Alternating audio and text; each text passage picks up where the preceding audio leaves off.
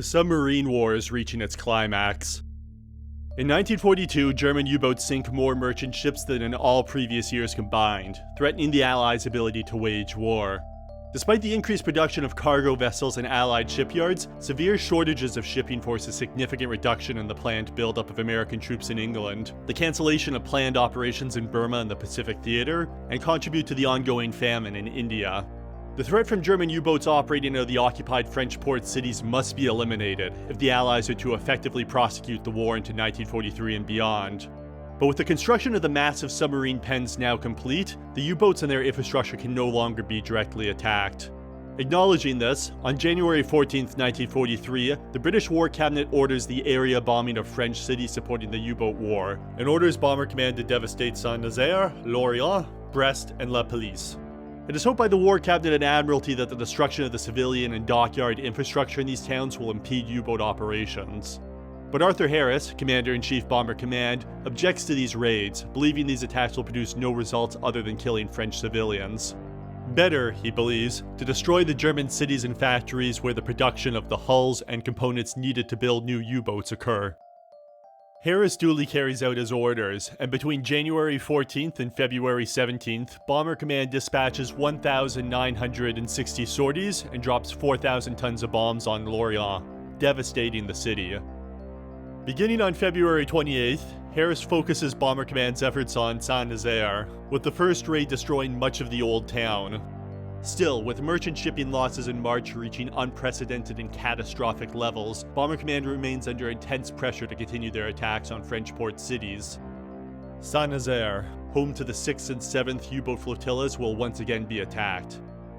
Despite the presence of a very bright full moon, the extremely underdeveloped Luftwaffe night fighter presence in France should help keep Bomber Command losses to night fighters low tonight. The brightness from the moon should also assist with bombing accuracy, allowing the Pathfinder crews an easy time identifying the aiming point and ensuring an accurate and concentrated raid. The route chosen by Bomber Command will be short and direct, with the bombers assembling at the southeast coast of England and proceeding on a nearly straight route to Saint-Nazaire. One turn is plotted at the French coast in order for the bombers to approach the target area from the north-northeast. Since Bomber Command does not believe G-signals will be jammed along the planned route, no route markers will be laid by the Pathfinder force to assist in navigation, as the main force bombers should be able to find their own way to Saint-Nazaire.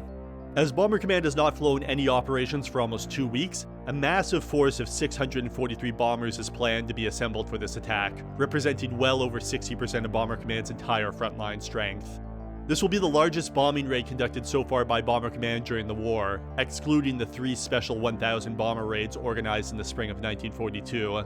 However, with the weather over England still poor, it appears increasingly unlikely that all 643 bombers will be able to participate. Crews who awaken on March 22nd to find their names on the battle order file into the briefing room to hear the details of the attack. Cheers erupt in briefing rooms across England as crews discover the target for tonight is in France, where German night fighter and flak defenses are much weaker than in Germany. For crews who face low odds of surviving a 30-mission operational tour, such easy missions are highly welcomed by the men of Bomber Command, even if their commander-in-chief believes the raids to be a wasteful diversion from the primary task of wrecking Germany. With Saint-Nazaire being within range of Obo, the pathfinding marking tonight will be led by 6 Obo Mosquitoes of 109 Squadron. The first Mosquito will arrive over the target area at 21:30 hours and mark the massive concrete U-boat pens with green indicators. The following 5 Mosquitoes, arriving at 9-minute intervals, will remark the aiming point with their green TIs throughout the attack. Backing up the Obo marking will be 29 Pathfinder crews flying 4-engine bombers, several of whom will back up the initial green indicators with their own red indicators prior to the arrival of the main force. Throughout the attack, backers up will arrive every 1 to 2 minutes, remarking the green indicators if visible, or marking the center of burning red indicators if no greens can be seen. The main force will open the attack at 21:34 hours, some 4 minutes after the first markers fall, and conclude the attack by 22:15 hours, some 41 minutes. The main force are to bomb 2 separate targets tonight. The less experienced crews are tasked with bombing on the target indicators centered on the concrete U-boat pens, while the more experienced crews will conduct a timed bomb run from the indicators in order to bomb the Penhuet dockyards located to the north of the submarine pens. In order to prevent scattered bombing if the Pathfinder plan runs into problems, any main force bomber that arrives over the target area prior to 2145 hours are forbidden to drop their bombs unless they have burning target indicators to aim at. If no burning indicators are seen, the aircraft are to stand off until after 2145 hours to commence a second bomb run. Any aircraft that arrive late over the target and see no burning target indicators are to bomb the greatest concentration of flames they see. The attacking force is divided into 3 waves, with half of each wave bombing the concrete pens and the other half making a timed run on the Penhut docks. Arriving at 2134 hours will be the aircraft of one group, with half the force bombing the Penhut between 2134 and 2145 hours, and half the force bombing the submarine pens from 2134 to 2155 hours. Arriving at the same time of the Lancasters of 5 group, bombing both the submarine pen and the Penhut from 2134 to 2215 hours. Finally, the bombers of 3, 4, and 6 group will arrive at 2145 hours and bomb both aiming points until 2215 hours. Simultaneously, 6 Wellington bombers of 4 group will lay 12 sea mines off the port city of Amida, part of ongoing efforts by Bomber Command and the Admiralty to disrupt German imports of raw material from Sweden and occupied Norway, which are destined for the production of war material in the Ruhr Valley and elsewhere. Briefings completed, the crews passed the time until takeoff. At Bomber Command headquarters, the weather is anxiously watched. Thick fog is forecasted across England just after midnight, potentially jeopardizing the safe return of the raiders. By 1600 hours, 4 group is confident they can land all their aircraft before the fog arrives, whereas 1 and 5 group believes they will need to divert their late arrivals to other airfields. 3 group, however, doubts it can land any of its aircraft, while 6 group believes that only some of its airfields will be alright for landing their bombers tonight. As a result, Bomber Command decides to dispatch only part of the planned force, exclusively its 4-engine heavy bombers. As dusk settles across England, 357 Lancasters, Halifaxes, and Stirling bombers begin taking off, turning south as they begin their flight towards their target in France.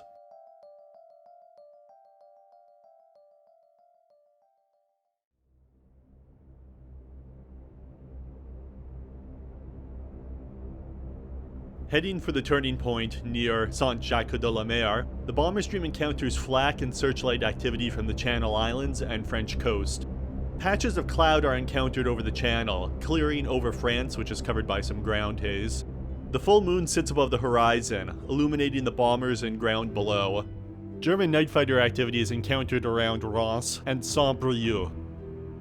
At 2200 hours, a twin-engine enemy fighter was sighted on the Green Quarter at 400 yards down. Rear gunner immediately opened fire and tracer was observed to pass in front of enemy aircraft, which made a diving turn to starboard. Pilot was instructed to make a diving turn to port as the enemy aircraft turned to starboard and nothing further was seen. No shots were fired by attacking aircraft. Despite the full moon condition, no aircraft are lost on the flight to Saint-Nazaire. Arriving over the target area, almost no cloud is encountered, while a slight haze covers the ground. At 2132 hours, the first green TIs explode over Saint-Nazaire. Almost immediately, the first backers up reinforce the green indicators with their own red indicators. The pilot of the first backer up, Flight Lieutenant Wellington, notices an ominous sight. Weather good and no smoke screen seen.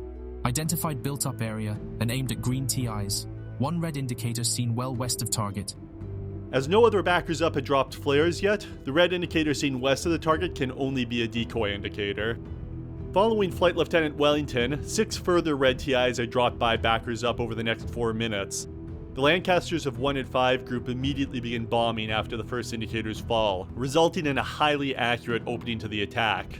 The success of the attack is threatened though when the second Obo Mosquito experiences equipment failure, leading to a 15-minute gap between 2132 and 2147 hours where no green indicators are dropped. However, the backers up maintain accurate marking during this gap, with 7 backer up aircraft bringing back bomb plotting photos showing the aiming point. As the raid progresses, however, the bombing creeps back to the north, northeast, and west. At least part of this appears to be due to a heavy smoke screen that is activated by the Germans, as well as the use of decoy indicators located outside Saint-Nazaire, which draws some of the bombing away from the target area. A Lancaster bomber is shot down over the target area, likely by flak. By 2300 hours, the last bombers leave Saint-Nazaire as the port area burns.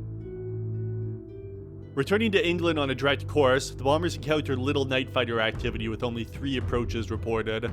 Crossing the French coast, the bombers encounter fire from flak ships which cooperate with searchlights. However, no bombers were lost.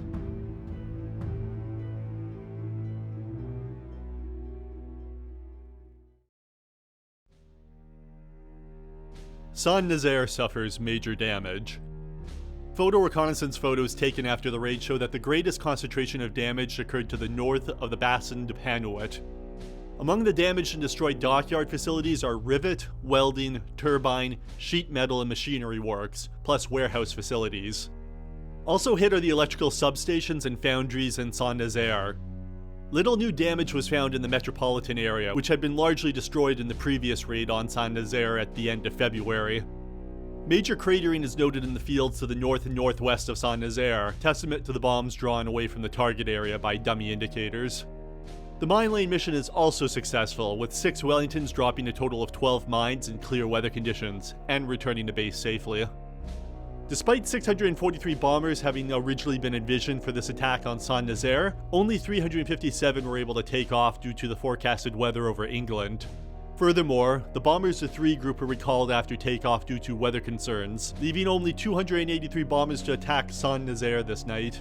Of this, some 55% are estimated by the Operational Research Section to have dropped their bombs within 3 miles of the aiming point. The Operational Research Section makes no mention of decoy indicators, despite evidence of their presence in post-raid reports, and the significant tonnage of bombs that fell away from the aiming point despite the almost ideal bombing conditions this night. Despite this, the Pathfinder plan was viewed as an unqualified success, with the target being kept continuously marked despite the second oboe mosquito having to abort, which left a 15-minute gap where no oboe marking occurred. The loss of just a single Lancaster on this raid is considered low, even for a raid on France where defenses are considerably weaker than that over Germany. Flak and searchlight activity at Saint-Nazaire was described as weak. However, the smokescreen was noted as being elaborate. German night fighter activity was low and ineffective, despite the full moon. Only 4 attacks, 16 approaches, and 4 follows were recorded by bomber crews, with most of this occurring on the flight to Saint-Nazaire.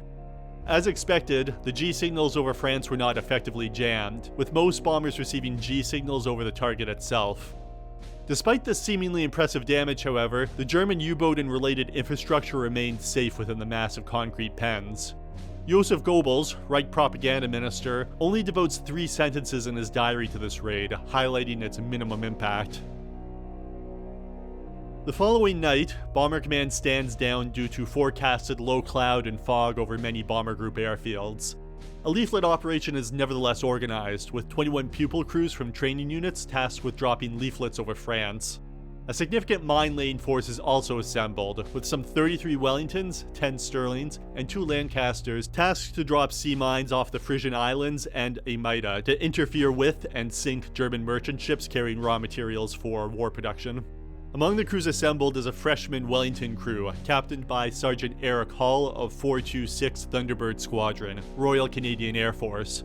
Despite the presence of national squadrons in Bomber Command, the nationalities of the crews within each squadron is almost always mixed, with Sergeant Hall himself being one of 64 British crew members serving in the Canadian Bomber Squadron. Tonight will be Sergeant Hall's 5th mine-laying mission since joining 426 Squadron at the end of January. These gardening missions, as they are called, are used by Bomber Command to provide new crews with operational experience in order to increase their odds of surviving a 30-mission operational tour.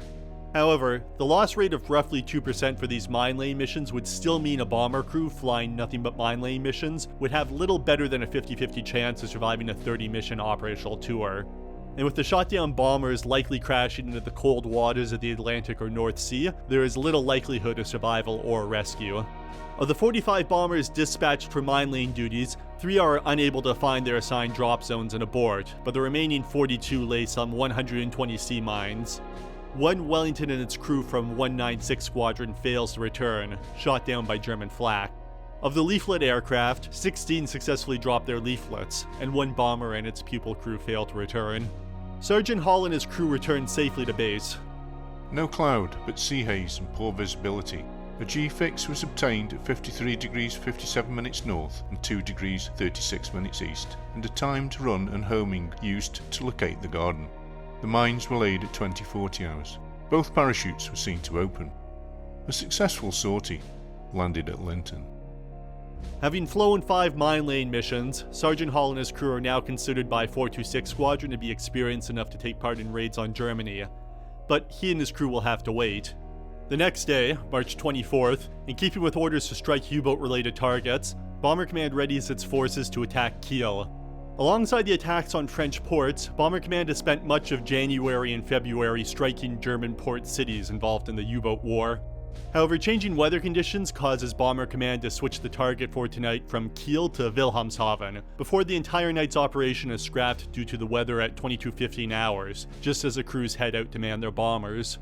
The weather story is much the same on the 25th, with efforts to attack either Hamburg or Cologne thwarted by the weather, resulting in the cancellation of the operation that night at 13:30 hours.